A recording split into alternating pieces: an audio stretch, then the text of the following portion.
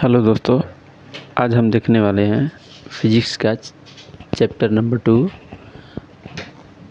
प्रकाश का अपवर्तन, जिसमें हमने फर्स्ट वीडियो में प्रकाश का अपवर्तन क्या है उसके बारे में हमने डिस्कस कर दिया था कि प्रकाश के अपवर्तन के कितने नियम हैं, प्रकाश का अपवर्तन क्या होता है।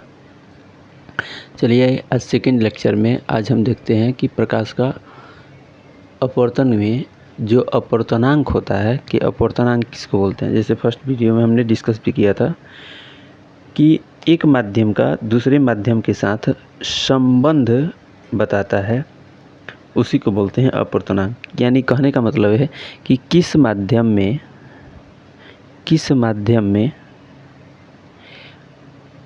प्रकाश का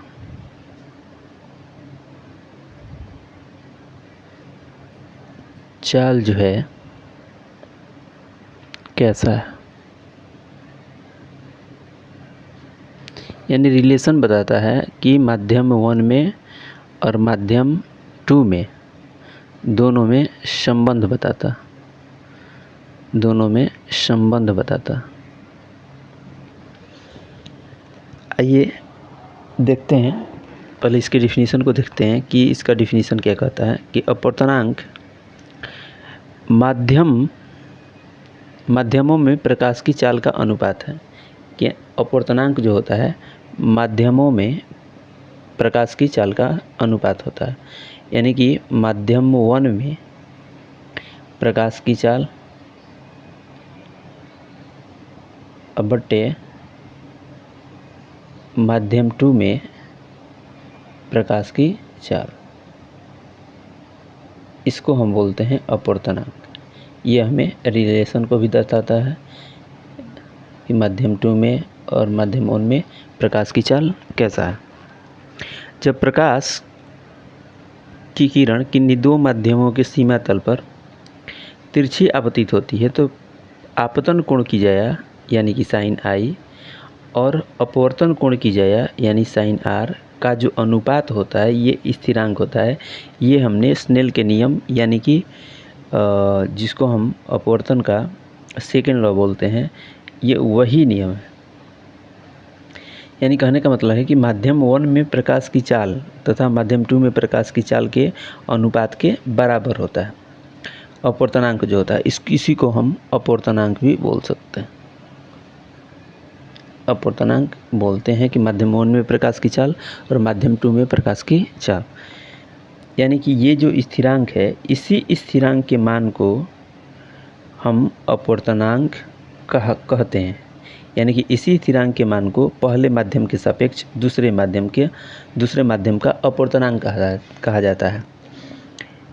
यानी आपतन कोण की जाया अपवर्तन कोण की जाया ये जो होता है स्थिरांक या नियतांक होता है।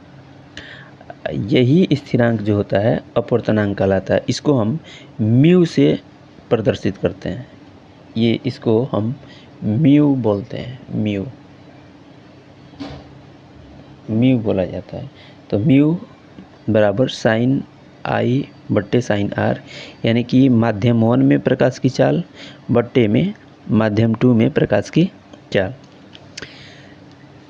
यहाँ से एक ऑब्जेक्टिव क्वेश्चन पूछ लिए जाते हैं कि अपवर्तनांक जो है अदिश राशि है या सदिश राशि है। तो यह एक अदिश राशि है जिसका कोई मात्रक नहीं होता। पूछा भी जाता है कि अपवर्तनांक का मात्रक क्या होता है, तो ये मात्रक विहीन होता है तथा विहीन भी होता है। इसके मात्रक नहीं होते हैं और विहीन होता है, यानी इनके कोई डायमेंशन नहीं होते हैं। आइए समझते हैं कि अपवर्तनांक कितने प्रकार के होते हैं।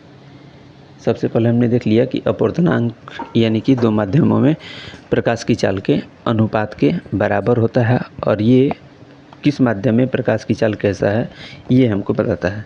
तो ये पहला है निरपेक्ष अपवर्तनांक और दूसरा है सापेक्ष अपवर्तनांक।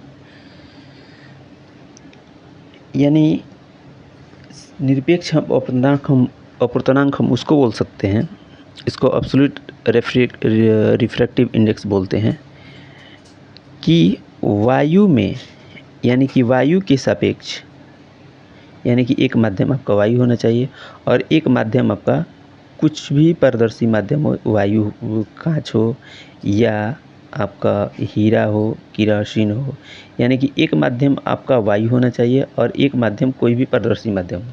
यानी कि वायु के सापेक्ष किसी माध्यम का अपवर्तनांक निरपेक्ष अपवर्तनांक कहलाता है। यानी कि निरपेक्ष अपवर्तनांक बराबर लिख सकते हैं कि वायु या निर्वात में प्रकाश की चाल बट्टा माध्यम में प्रकाश की चाल। वो माध्यम कोई भी हो सकता है, जैसे कि आपका ग्लास हो गया यानी कि कांच, आपका जल हो गया। उसी प्रकार देखें कि सापेक्ष अपवर्तनांक का डिफिनीशन क्या कहता है कि जब प्रकाश एक पारदर्शी माध्यम से दूसरे पारदर्शी माध्यम में गमन करती है तो पहले माध्यम के सापेक्ष दूसरे माध्यम का अपवर्तनांक सापेक्ष अपवर्तनांक आता है। कहने का मतलब ये है कि पहला माध्यम हो सकता है कि कांच हो, दूसरा माध्यम हो सकता है कि पानी हो। यहाँ पर था आपका वायु और दूसरा माध्यम कोई भी पारदर्शी माध्यम, या तो वायु हो, हीरा हो, कांच हो, केरोसिन हो, यानी कि एक माध्यम आपका वायु था। यहाँ पर क्या है, एक माध्यम आपका पानी हो सकता है, एक आपका माध्यम कांच हो सकता है। एक माध्यम आपका पानी हो सकता है तो दूसरा माध्यम आपका हो सकता है कि केरोसिन हो। तो ये सापेक्ष अपवर्तनांक कहा जाता है। सापेक्ष अपवर्तनांक को हम लिख सकते हैं कि पहले माध्यम में प्रकाश का वेग बटे दूसरे माध्यम के प्रकाश का वेग।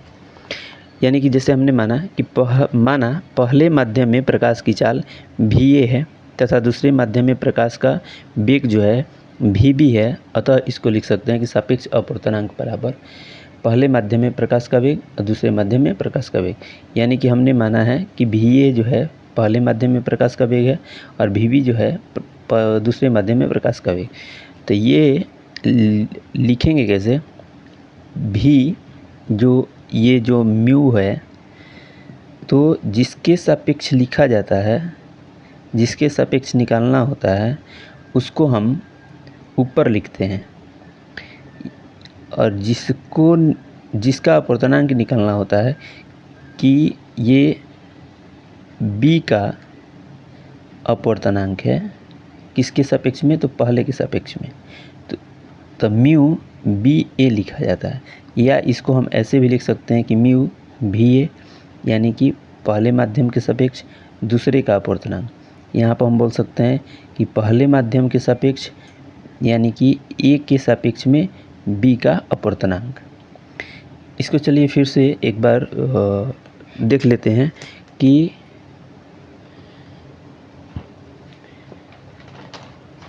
जैसे हमने एक माध्यम हमने ले लिया, पहला माध्यम हमने लिया कि माध्यम एक में प्रकाश का वेग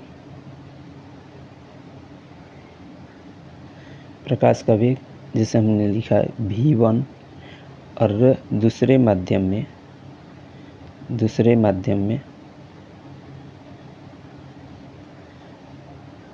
प्रकाश का वेग, यानी कि हम इसको माध्यम 2 भी लिख सकते हैं कि माध्यम 2 में, जैसे हमने पहले माध्यम 1 लिखा हुआ था तो माध्यम 2 में प्रकाश का वेग, तो इसको हम लिख सकते हैं कि v2। तो इसका जो लिख सकते हैं कि इसको हम n से भी लिख सकते हैं कि n b a, उसी प्रकार यहाँ पर लिख सकते हैं n2 1, यानी कि पहले माध्यम के सापेक्ष दूसरे का अपवर्तनांक। यानी कि हम बोल सकते हैं इसको शब्दों में लिखें तो दूसरे माध्यम का अपवर्तनांक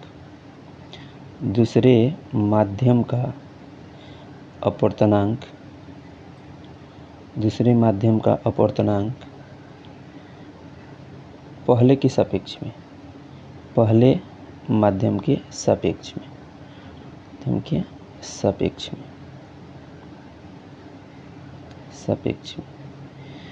इसी प्रकार अगर सेकंड देखें कि एक जैसे जिसके सापेक्ष में निकालना हो, जैसे कि हमने माना कि पहला माध्यम मैंने मान लिया पानी, जैसे हमने ले लिया एयर वायु, और दूसरा माध्यम हमने ले लिया कांच। तो हम इसको लिख सकते हैं वायु को एयर बोलते हैं, कांच को ग्लास बोलते हैं।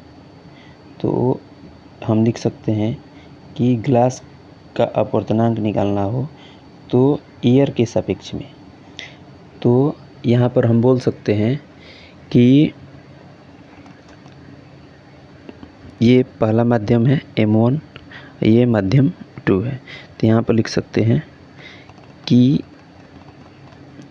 वायु के सापेक्ष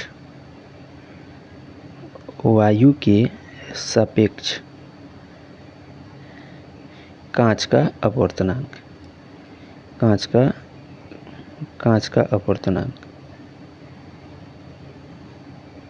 या इसी को लिख सकते हैं कांच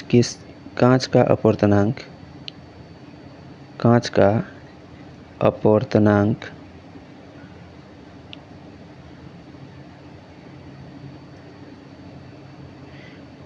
वायु के सापेक्ष में।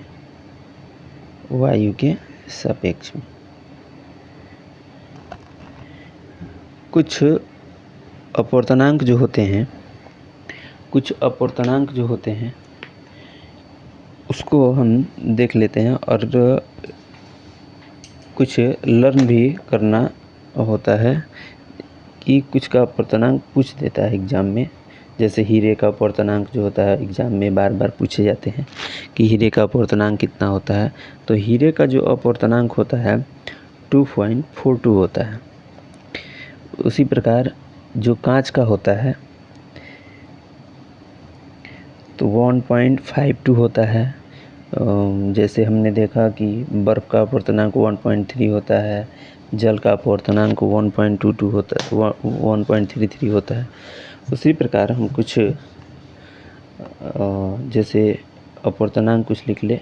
कुछ पदार्थ होते हैं वो, जैसे वायु का अपवर्तनांक 1.0003 होता है, कल हमने डिस्कस किया था। बर्फ़ का जो अपवर्तनांक होता है 1.31 होता है, जल का जो अपवर्तनांक होता है 1.33 होता है। क्राउन कांच एक होता है, एक होता है फ्लंट कांच। तो क्राउन कांच का जो होता है ये होता है 1.52, और फ्लंट कांच का जो होता है ये होता है 1.65। हीरे का जो अपवर्तनांक होता है ये अधिकतर बार एग्जाम में पूछे गए हैं। तो ये सारे अपवर्तनांक हैं जो आपको इम्पोर्टेंट, ये वाला और ये वाला आपको याद करके चलिए। केरोसिन का भी अपवर्तनांक होता है, कल हमने डिस्कस कर दिया था। आइए इस पर कुछ क्वेश्चन सॉल्व करके देखते हैं। एक क्वेश्चन है, जैसे NCERT का एक क्वेश्चन है कि वायु में प्रकाश जो है वायु से, आप क्वेश्चन हम बोल रहे हैं, आप लिख भी सकते हैं कि वायु से प्रकाश में जाता है, यानी कि प्रकाश जो है वायु से कांच में जाता है, प्रवेश करता है।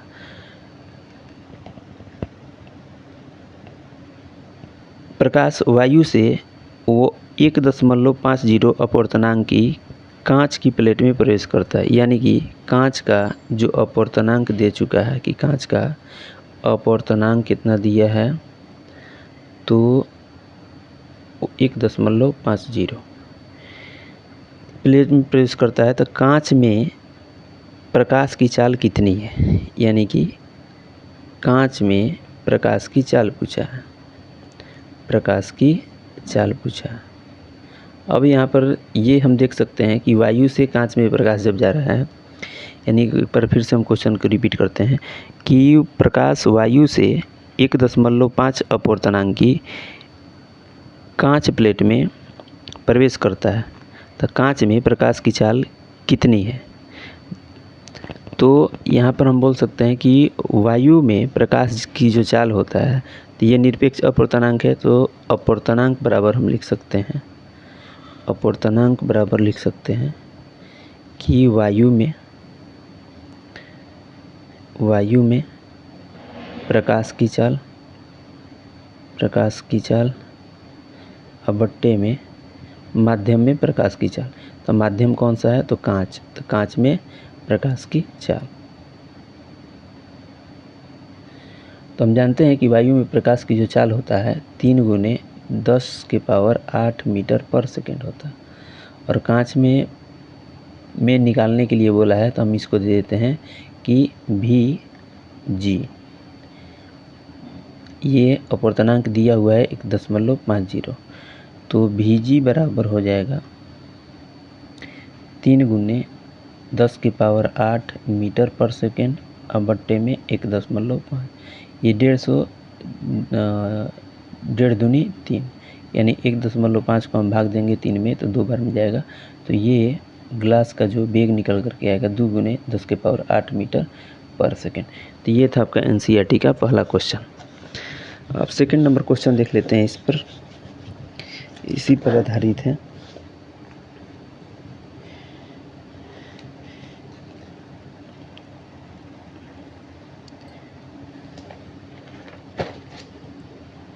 जैसे दिया है क्वेश्चन